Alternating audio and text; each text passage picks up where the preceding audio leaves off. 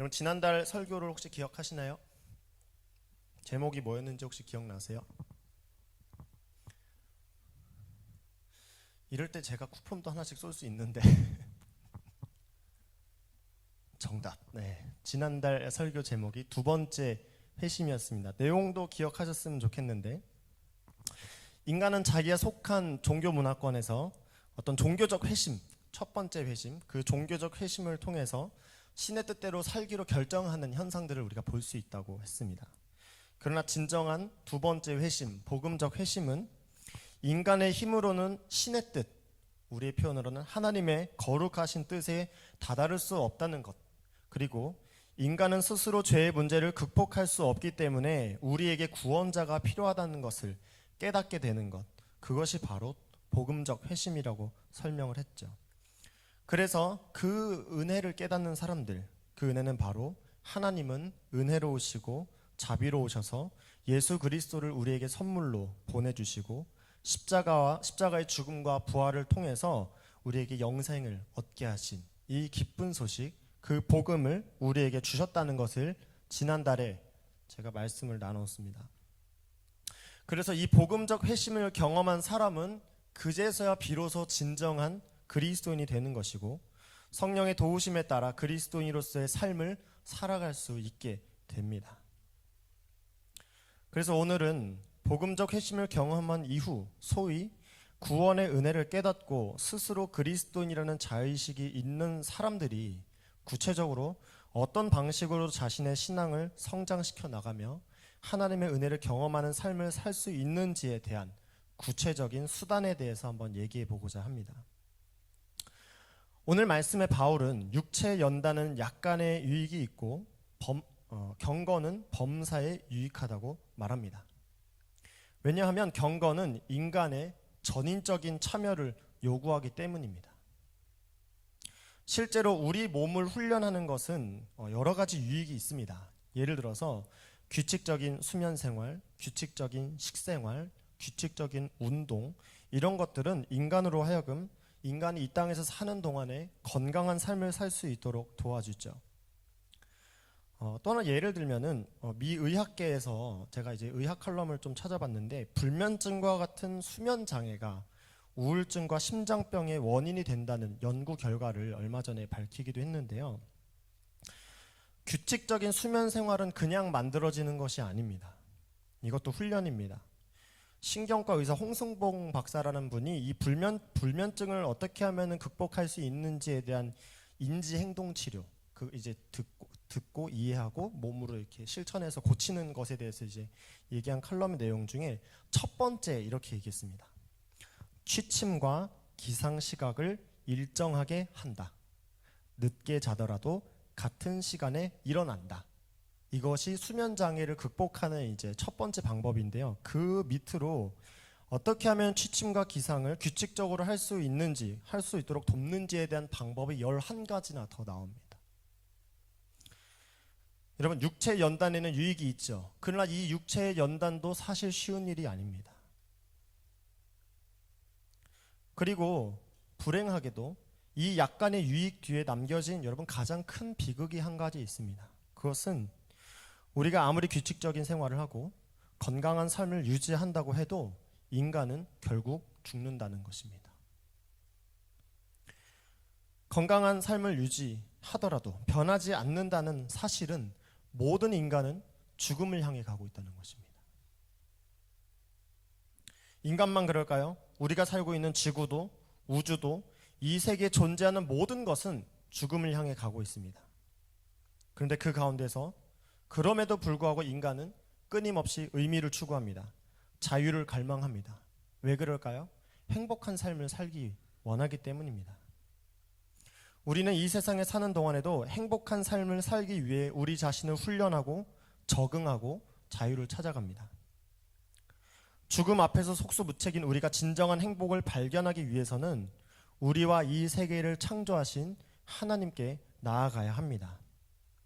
하나님 앞에서 우리 죽음을 이기시고 부활하신 예수 그리스도의 그 구원의 은총이 우리에게 선물로 주어질 때 우리는 이 세상이 줄 수 없는 진정한 행복과 은혜를 발견할 수 있게 되는 것입니다.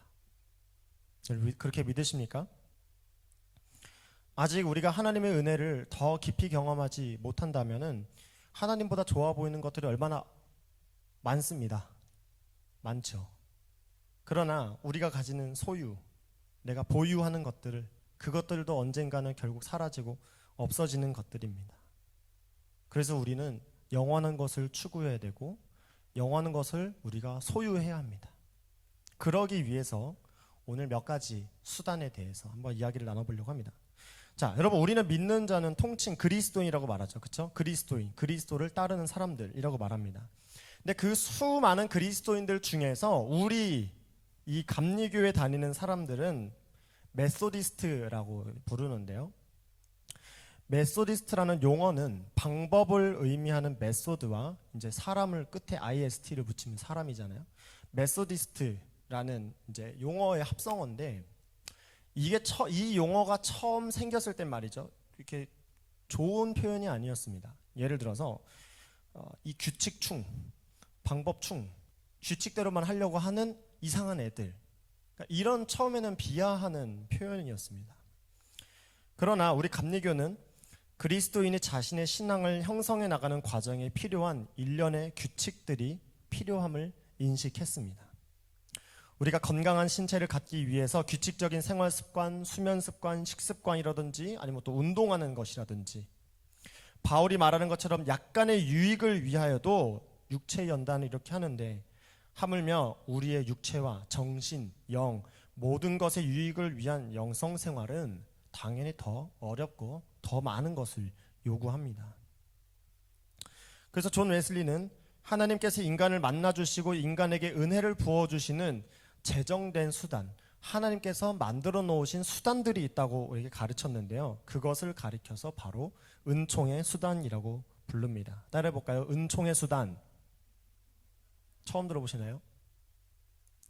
이 은총의 수단은 하나님이 인간에게 은혜를 주시기 위해서, 만나 주시기 위해서 만들어 놓은 몇 가지 방법들입니다. 오늘은 이 은총의 수단이 무엇인지에 대해서 우리가 함께 내용을 좀 살펴보고 여러분 삶에 그것들을 적용하셔서 하나님의 은혜를 실질적으로 경험해 보시기를 축복합니다. 자, 은총의 수단에 대한 내용은 사실 더 많습니다. 더 큰 몇 가지 범주에서 하위 카테고리를 이렇게 나눠갖고 설명을 해야 되는데 오늘 우리는 그럴 시간이 없으니까 제정된 은총의 수단이라고 말씀드렸던 것의 6가지 항목만 살펴보겠습니다. 자, 첫 번째 은총의 수단은 세례입니다. 여러분 다 세례 받으셨나요? 세례 안 받으신 분은 혹시 있으세요? 그럼 저랑 따로 만나셔서 올 성탄절에는 세례를 받으셔야 합니다. 여러분, 세례는 여러 가지 의미들이 있지만 가장 핵심되는 개념은 그리스도와의 연합입니다. 구원의 효력은 그리스도의 대속의 사건이 동일하게 우리에게 적용될 때 일어나게 되는 것인데 예수님이 십자가에 죽으실 때 법률적인 용어로 표현을 하자면은 공소권 없음 상태가 되는 것입니다. 공소권 없음. 그러니까 어떤 법이 이 사람에게 어떤 형벌을 가하려면은 형법에 의거해서 형벌을 가해야 되는데 이 사람이 죽으면은 죽은 사람이기 때문에 더 이상 법이 효력을 발휘할 수 없다는 거예요.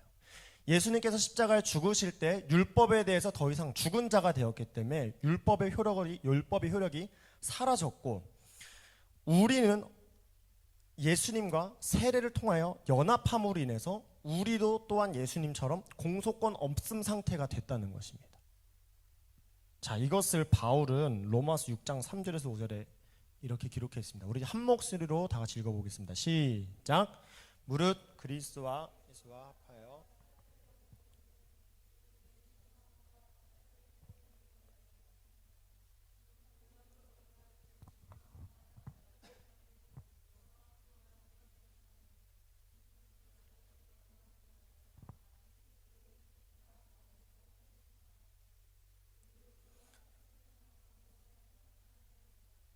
만일 우리가 그의 죽으심과 같은 모양으로 연합한 자가 되었으면 또한 그의 부활과 같은 모양으로 연합한 자도 되리라. 아멘.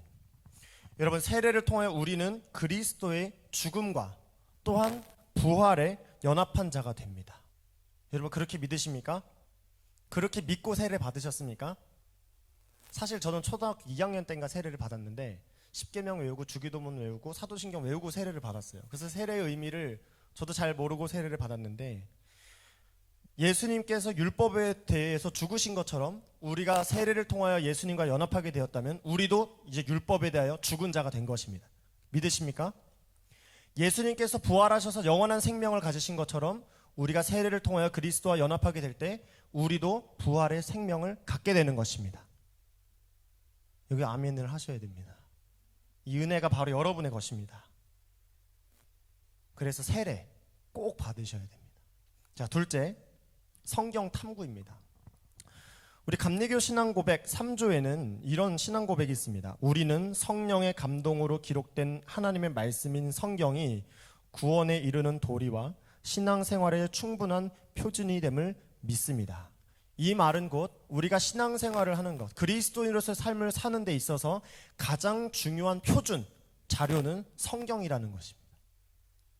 자, 성경을 통하여 우리는 예수님에 대해 배우고 하나님과 친밀한 관계를 갖게 되는데, 성경 탐구를 위해서는 세 가지 방법이 있습니다. 첫째, 읽는 것입니다. 여러분, 이것은 여러분 개인이 수행하는 성경 공부를 의미합니다. 여러분 집에서 성경책 읽으시죠? 읽으셔야 돼요. 우리가 읽지 않고는 하나님의 뜻을 알 수 없습니다. 그리고 그냥 읽는 게 아니에요. 여러분 읽다 보면 모르는 거 많잖아요. 그렇죠? 그럼 찾아봐야 돼요. 도대체 이것이 무슨 말인가? 이것이 나한테 뭐라고 지금 가르쳐 주는 것인가? 공부하듯이 읽으셔야 됩니다. 성경은 수천 년에 걸쳐 기록되었기 때문에 오늘날 우리의 관점으로 그냥 읽으면은 사실 이해 잘 안 돼요. 그래서 성경은 공부하면서 읽으셔야 됩니다. 자, 둘째는 듣는 것입니다. 첫째, 성경 공부의 한계를 극복하는 하나의 대안이 될 수 있는데, 여러분이 읽다가 모르면 어쩔 수가 없잖아요. 여러분이 찾아봐도 찾아볼 수 있는 한계가 있잖아요.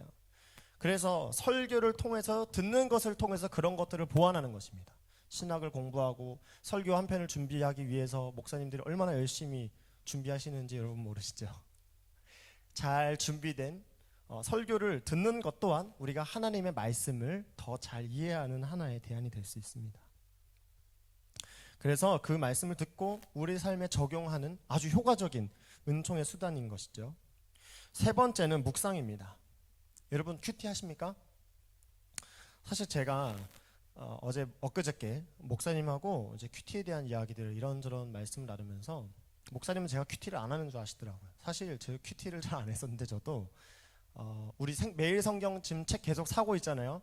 저게 이렇게 막 1, 2월, 3, 4월, 5, 6월, 5, 6월 이렇게 쌓여가는데 안 보니까 아깝더라고요. 그래서 저도 큐티를 시작을 했습니다. 그래서 큐티를 보는데 저에게 오늘 말씀을 읽는데 갑자기 감동이 되고 되게 뜨겁게 다가오는 본문이 있더라고요.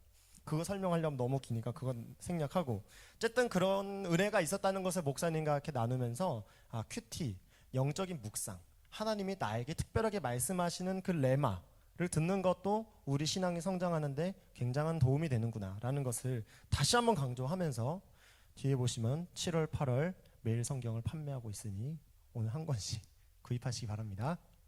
아멘, 감사합니다. 자, 여러분 세 번째 은총의 수단은 기도입니다. 우리 감리교의 영성신학자이신 이우정 교수님은 기도는 우리의 생각, 말, 감정을 하나님께 들어 올리는 행위라고 설명을 합니다. 우리가 어떤 생각을 가졌을 때 그것을 혼자만의 생각으로 남길 수도 있고, 그것을 기도를 통해 하나님께 들어 올릴 수도 있습니다. 여러분, 기도는 어려운 것이 아니죠. 길을 걸으면서 던지는 혼잣말이 하나님께 올리는 기도가 될 수도 있습니다. 그리고 존 웨슬리는 주기도문이나 공예배에서 드리는 이런 대표 기도나, 아니면 우리 어른 예배 드리시는 분들은 참회의 기도라든지 이런 공적인 자리에서 하는 기도들도 중요하게 진지하게 참여할 것을 권면했습니다. 왜냐하면은 우리가 신앙생활을 처음 시작하는 사람들은 어떻게 기도해야 될지 모르겠다고 말하는 사람들이 굉장히 많아요. 그런 사람들에게 일종의 모형을 제시하는 거죠.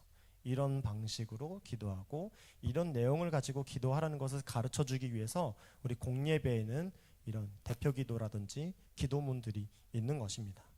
그래서 여러분들이 기도하실 때, 대표 기도할 때 그냥 한 귀로 듣고 한 귀로 흘리지 마시고, 저 사람의 고백을 통해서 나도 하나님께 함께 기도한다는 마음으로 대표 기도라든지 참회의 기도라든지 그런 기도에 참여하시면 좋겠습니다. 그리고 아까 광고했던 것처럼 우리 매주 수요일 저녁 8시 4층 기도실에서 기도 모임 갖고 있습니다. 뜨겁게 깊이 있는 기도를 갖기 원하시는 분들은 이런 기도 모임에 참여하셔서 함께 기도하는 것도 우리의 기도 생활을 더욱 풍성하게 하는 아주 효과적인 은총의 수단입니다. 자, 네 번째 은총의 수단은 금식입니다. 이 금식의 원래 의미는, 그 좁은 의미는 음식을 절제한다는 뜻인데, 여러분 우리가 음식을 절제할 필요가 있나요? 사실 그런 분들이 있어요. 아파가지고 음식을 조절해야 되는 사람들이 있을 수 있어요. 우리 위에 계시는 우리 박전도 사님께서 통풍이 오셔가지고 요산 수치를 낮추기 위해서 고기 같은 것들을 이제 먹으면 안 되고 이런 식으로 음식을 조절해야 될 필요가 있어요. 그건 왜냐하면은 과도한 섭취는 결국 우리 몸을 해롭게 하거든요. 근데 음식 또한 일종의 욕망입니다. 특히나 오늘날 우리 사회에서는 음식을 내가 건강하기 위해서 먹는 사람들도 있긴 있지만 일반적으로는 어떤 소비 욕구와 같이 건강한 음식보다는 내가 이 음식을 먹고 마심으로써 행복감을 느끼고 싶어하는 그런 방식의 어떤 욕구들에 기인하고 있는 것을 많이 볼 수 있는데, 음식뿐만 그런 게 아니죠. 우리가 어떤 것을 소유하고 싶고 향락을 즐기고 싶고 뭐 이런 모든 것들은 다 우리의 욕망하고 관련이 되어 있습니다. 그래서 이 금식한다는 것은 단순히 밥을 내가 한 끼 안 먹는다는 의미가 아니라 내 삶에 밀려 들어오고 있는 그 욕구와 욕망들, 제가 아이패드 프로 2세대를 갖고 있지만 3세대를 산 박세진을 보면서 질투하는 그런 마음을 느끼는 것을 절제시키는 것, 그것이 바로 넓은 의미의 금식이 된다는 것이죠. 그래서 존 웨슬리 목사님은 일주일에 2번씩 금식을 했다고 합니다. 수요일과 금요일. 그래서 초기 우리 감리교 운동이 막 활발하게 전개될 때 수요일날 금요일날 금식하지 않으면 설교자로 세우질 않았대요. 제가 이 시대에 태어나서 얼마나 감사한지 모르겠습니다. 어쨌든 여러분, 금식은 우리의 욕망들이 가지는 한계, 결국 그것들은 우리를 영원한 기쁨으로 인도할 수 없다는 것을 깨닫고 하나님의 은총으로 우리 자신을 채워야 함을 깨닫게 해주는 그런 하나의 은총의 수단인 것입니다. 조만간에 우리 수련회를 위한 40일 릴레이 금식 기도를 할 겁니다. 그럼 그때 하루 통째로 하는 것은 힘드니까 우리 지금 청년부가 그래도 한 80명 정도 되는데 릴레이로 하면은 한 끼 정도 우리 같이 금식하면서 수련회를 위해서 기도하면 좋을 것 같아요. 여러분 동참해 주시겠습니까? 네, 할 거라 믿고, 시간 없으니 다섯째 은총의 수단에 대해서 넘어갑시다. 다섯 번째는 교제, 친교입니다. 친교. 정교회의 신학자, 유명한 신학 중에 존 지지울라스라는 이 학자가 하나님을 어떤 분이라고 정의했냐면은 하나님은 친교로서의 존재다, 이렇게 정의했습니다. Being as communion. 하나님은 친교하시는 분이라는 거예요. 그냥 혼자 저 하늘에서 혼자 가만히 계시는 분이 아니라 삼위일체 하나님이 서로 사랑하는 방식으로, 교제하는 방식으로 존재하시는 분이다. 그걸 가리켜서 친교로서의 존재다, 이렇게 얘기를 했는데, 여러분 삼위일체 하나님은 삼위가 서로 독립되어 있는 것이 아니라 사랑으로 순환하고 있는, 상호간에 침투하고 있는, 전문용어로 페리코레시스라고 하는데, 삼위일체 하나님은 끊임없는 교제 가운데 있는 분이라는 거예요. 교제를 통해서 하나가 되셨다는. 여러분, 교회에서 일어나는 성도의 교제는 단순한 어떤 친밀함을 넘어서 하나님께서 교회를 사랑하셔서 독생자를 주신 것처럼 서로 사랑하고 용납하는 방식의 친밀함으로 나아가야 됩니다. 인간이 하나님의 형상으로 지음받은 것처럼 그 인간이 교회라는 어떤 집단, 공동체를 통하여 모였을 때도 결국 그 교회는 하나님의 형상으로 지음받고 형성돼야 됩니다. 그 말은 곧 인간이 사랑의 방식으로 존재하는 것처럼 교회도 사랑의 방식으로 존재해야 된다는 것입니다. 여러분, 사랑은 자기의 유익을 구하는 것이 아닙니다. 예수님이 우리에게 보여주신 사랑은 희생, 곧 자기 내어줌의 방식을 통해서 하나님의 사랑을 우리에게 보여주셨습니다. 우리도 이 하나님의 사랑이 흘러넘치고 그 사랑으로 교제하는 울타리 모임이 될 때 그 가운데서도 우리는 하나님의 은총을 발견할 수 있게 될 것입니다. 자, 마지막 은총의 수단은 바로 성찬입니다. 오늘 우리가 매월 셋째 주마다 성찬식을 하고 있잖아요. 성찬은 최후의 만찬을 이제 모델로 진행하는 것인데, 최후의 만찬은 유월절 만찬인 세데르라고 하는 그 유대교 절기에 있었던 어떤 행사 같은 것을 모델로 하고 있습니다. 이 세데르는 여러분 그 십계명이 아니라 저기 애굽에서 출애굽할 때 모세가 10가지 재앙을 내리잖아요. 그렇죠? 그 10가지 재앙 중에 마지막 재앙이 뭐였죠? 죽음의 천사가 하늘을 돌아다니다가 이 집 문 앞에 어린 양의 피가 발라져, 문설주에 어린 양의 피가 발라져 있으면 그것을 패스오버했다고 해가지고 6월절이 된 거잖아요. 그게.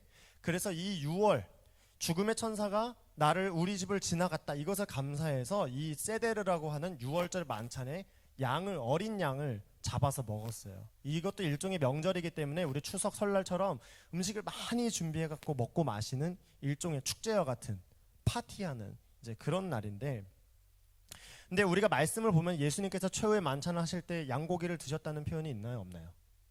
없죠. 예수님 그때는 떡과 포도주만 나누셨는데, 그 이유는 뭐냐? 예수님 자신이 바로 우리를 위한 어린 양이 되시겠다는 것입니다.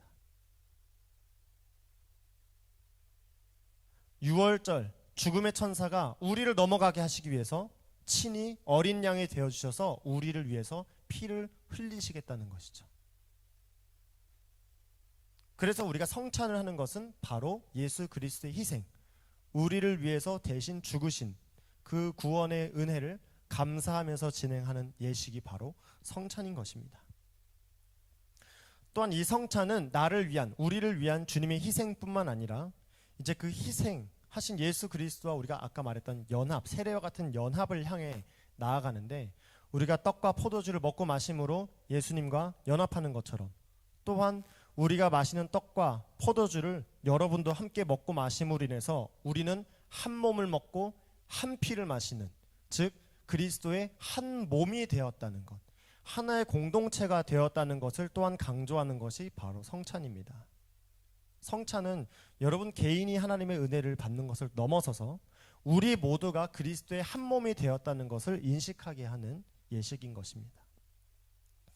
저는 개인적으로 성찬을 통해서 뜨거운 성령의 임재를 경험했던 사건들이 몇 번 있었습니다. 그래서 성찬을 통해서 하나님이 나에게 은혜를 주신다는 것에 대한 큰 확신이 있는데, 우리가 매달 이렇게 셋째 주마다 성찬에 참여하는데, 여러분 습관처럼 그냥 참여하지 마시고 이 떡과 포도주가 바로 내가 예수 그리스도의 몸과 피를 먹고 마심으로 내 죄가 사함받고 내가 그리스도와 연합하게 된다는 믿음을 가지고 성찬에 참여하는 그런 여러분 되시길 축복합니다. 이제 말씀을 정리하겠습니다. 오늘 우리가 하나님의 은총을 얻을 수 있는 여러 가지 수단, 6가지 수단에 대해서 살펴보았습니다. 우리가 하나님의 은혜를 경험하지 못하는 이유는 하나님께서 우리에게 은혜를 주시지 않기 때문이 아닙니다. 하나님의 은혜는 여러분이 기대하고 바라기 전에 이미 여러분 앞에 놓여져 있습니다. 우리 감리교에서는 이것을 선행적 은총이라고 말합니다. 하나님이 이미 선행적 은총을 통해서 여러분 앞에 모든 은혜를 준비해 두셨습니다. 그러나 이 은총을 발견하는 사람이, 이 은총을 나의 것으로 만들기 위해 취하는 사람만이 그 은총을 자기 것으로 만들 수 있는 것입니다. 이것은 전적으로 여러분의 몫입니다. 하나님의 은혜가 여러분 삶에 없다고 불평하지 마십시오. 은총을 여러분이 취하셔야 됩니다. 오늘 6가지 은총의 수단에 대해 말씀을 나누었는데, 이 은총의 수단들이 과연 여러분 삶에 몇 가지나 적용되어 있는지 한번 생각해 보시고, 다시 한번 여러분의 삶에 내가 결단하고 적용해야 될 것이 무엇인지 생각하시고, 또 실제로 여러분 삶에 적용하셔서 날마다 하나님의 은총을 경험하시는 여러분 되시기를 주님의 이름으로 축복합니다. 아멘. 우리 이 시간에 짧게 잠깐 기도하고 마칩시다.